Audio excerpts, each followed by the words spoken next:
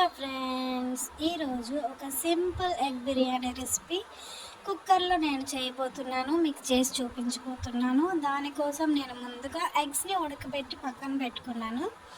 ఇప్పుడు కుక్కర్లో కొంచెం ఆయిల్ వేసుకొని, కొంచెం ఉప్పు, చిటికెడు పసుపు, కొంచెం కారం వేసుకొని నేను ఎగ్స్ కూడా వేసుకొని ఫ్రై చేసుకుంటున్నాను. ఎగ్స్ కొంచెం గోల్డెన్ బ్రౌన్ కలర్ వచ్చేంత వరకు ఫ్రై చేసుకోవాలి. బాగా ఫ్రై చేసుకున్న తర్వాత నేను వీటిని తీసి పక్కన పెట్టుకుంటున్నా. ఎగ్స్ కొంచెం లైట్గా ఫ్రై అయితే చాలండి. ఎగ్స్ ఫ్రై అయిపోయాయి, తీసి నేను పక్కన పెట్టుకున్నా.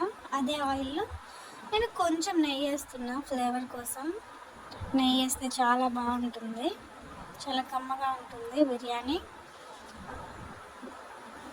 ఆయిల్ వేడైంది కదండి. తర్వాత హోల్ గరం మసాలా వేసుకున్నాను. తర్వాత కరివేపాకు, ఆనియన్, పచ్చిమిర్చి వేసి ఫ్రై చేసుకున్నానండి. అది కూడా వేగాక టమాటాలు కూడా వేసుకొని ఫ్రై చేసుకున్నాను. ఇప్పుడు దాంట్లోకి నేను మసాలాలు వేసుకున్నాను. ఉప్పు, కారం, ధనియా పౌడర్, జీరా పౌడర్, కొంచెం బిర్యానీ మసాలా వేసుకున్నాను.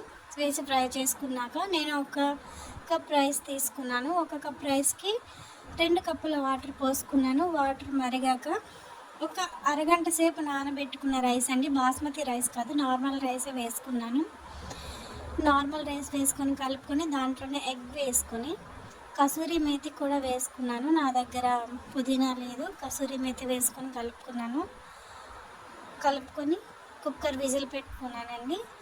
మొత్తం 3 విజిల్స్ వచ్చాయి. 3 విజిల్స్ వస్తే పర్ఫెక్ట్గా ఉడికిపోతుందండి రైస్. చూసారా, యమ్మీగా చాలా బాగుంది. ఎగ్ బిర్యానీ సూపర్గా వచ్చిందండి, చాలా టేస్ట్ వచ్చింది. దీనికోసం నేను పక్కన ఎగ్ కర్రీ కూడా చేసుకున్నానండి. ఎగ్ కర్రీ కూడా చాలా బాగా వచ్చింది. దీనికి కాంబినేషన్ ఎగ్ కర్రీ చేసుకున్నాను. ఎగ్ కర్రీ లేకపోయినా సరే ఓన్లీ ఎగ్ బిర్యానీ ఆనియన్స్ పెట్టుకొని ఒక్కసారి మీరు ట్రై చేయండి, చాలా బాగా వచ్చింది. చిన్న లైక్ చేయండి, నాకు సపోర్ట్ ఇవ్వండి మీరు.